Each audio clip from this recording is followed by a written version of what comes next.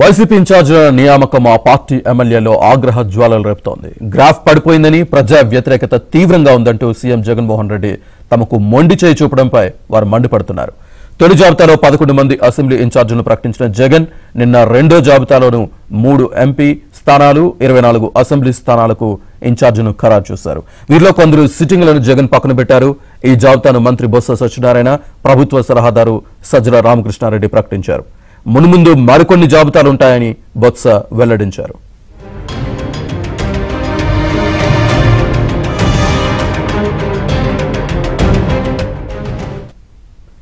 Party పెట్టినప్పటి నుంచి నమ్ముకొని ఉన్న సిట్టింగ్లను జగన్ తొలగించారు. 5 చోట్ల తండ్రుల స్థానంలో వారసులకు బాధ్యతలు అప్పగించారు. ఇన్ఛార్జీల నియామకం వైసీపీలో ఇప్పుడు తీవ్ర కలకలం రేపుతోంది. తప్పంతా జగన్లో పెట్టుకుని మమ్మల్ని బలి చేస్తున్నారంటూ నేతలు మండిపడుతున్నారు. మరోవైపు సీటు రాని ఎమ్మెల్యేలు, ఎంపీల పరిస్థితి ఏంటన్న ప్రశ్నలు వినిపిస్తున్నాయి. జగన్ మొండి చేయి చూపించడంతో వేరే పార్టీలోకి వెళ్లేందుకు పలువురు ఎమ్మెల్యేలు ప్రయత్నిస్తున్నట్టు తెలుస్తోంది.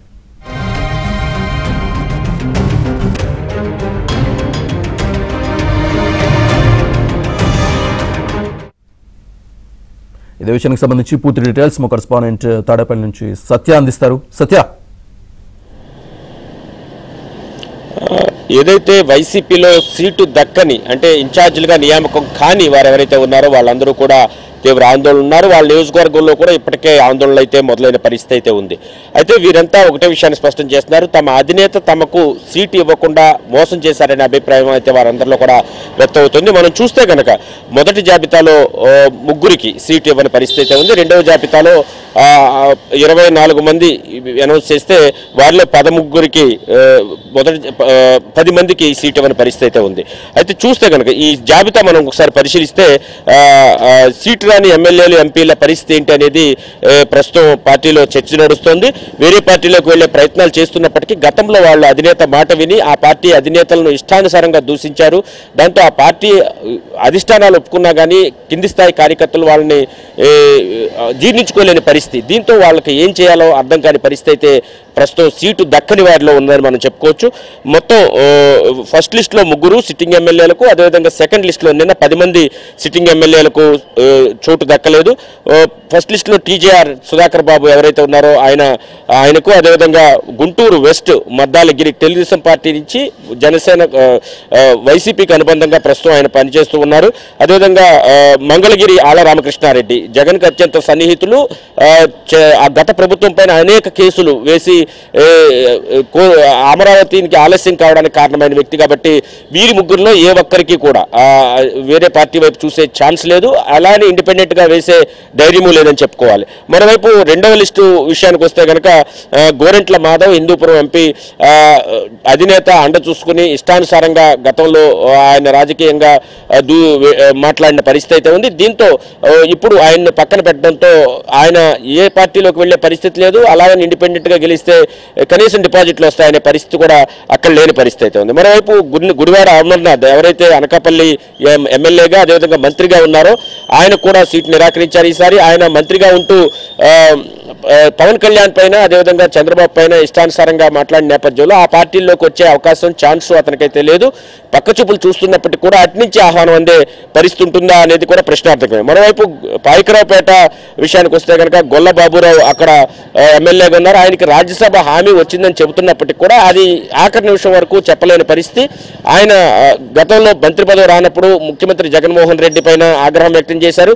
అందుకే ఆయన సీటు కోసేశారనే వార్తలు అయితే మాత్రం పార్టీలో వినిపిస్తున్నాయి. దీంతో ఆయన కూడా ఏ పార్టీ వైపు చూసే పరిస్థితి లేదు. ఆయన్ని అలా లాక్ చేసి పెట్టారని మనం భావించాల్సి ఉంటుంది ఇక పార్టీలో.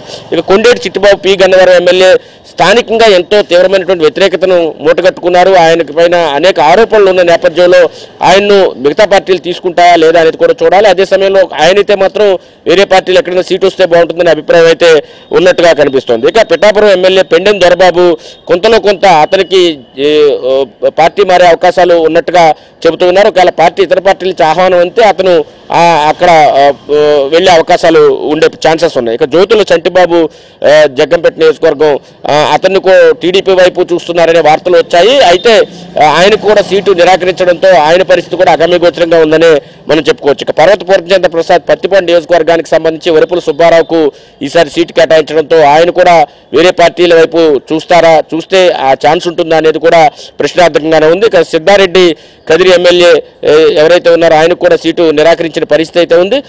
ఆయన పరిస్థితి కూడా ఇతర పార్టీల వైపు చూసే పరిస్థితి లేదనే చెప్పాలి. ఇక చెన్నకేశ్వరరెడ్డి వయసు రీత్యా చాలా పెద్దవారు అయిపోయారు కాబట్టి ఆయన తప్పించి అక్కడ వెంకటేష్కు ఆయన చూపించిన అభ్యర్థి వెంకటేష్ అని చెబుతున్నారు కాబట్టి అతను వేరే పార్టీల వైపు చూసే అవకాశాలు ఉంటాయా లేదని చూడాలి. ఇక చెట్టు ఫల్గుణ ఎవరైతే అరకు ఎమ్మెల్యే ఉన్నారో అతన్ని కూడా తప్పించిన పరిస్థితి.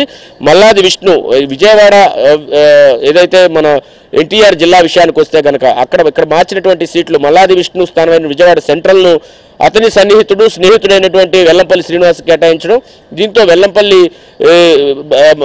సెంట్రల్ నియోజకవర్గంలో ఇప్పటికే ఆందోళనలు ప్రారంభమవడం, దీంతో వెల్లంపల్లి తాను కనుక సెంట్రల్లో పోటీ చేస్తే ఖచ్చితంగా ఓడిపోతానని నమ్మకం అతనికి ఉండడంతో అతను అధినేత జగన్ను కలిసి ఆ సీటు తనకు వద్దని విజ్ఞప్తి చేసేందుకు కూడా సిద్ధమవుతున్నారు. మధ్యాహ్నం ఆయన్ని కలిసే అవకాశాలు అయితే ఎక్కువగా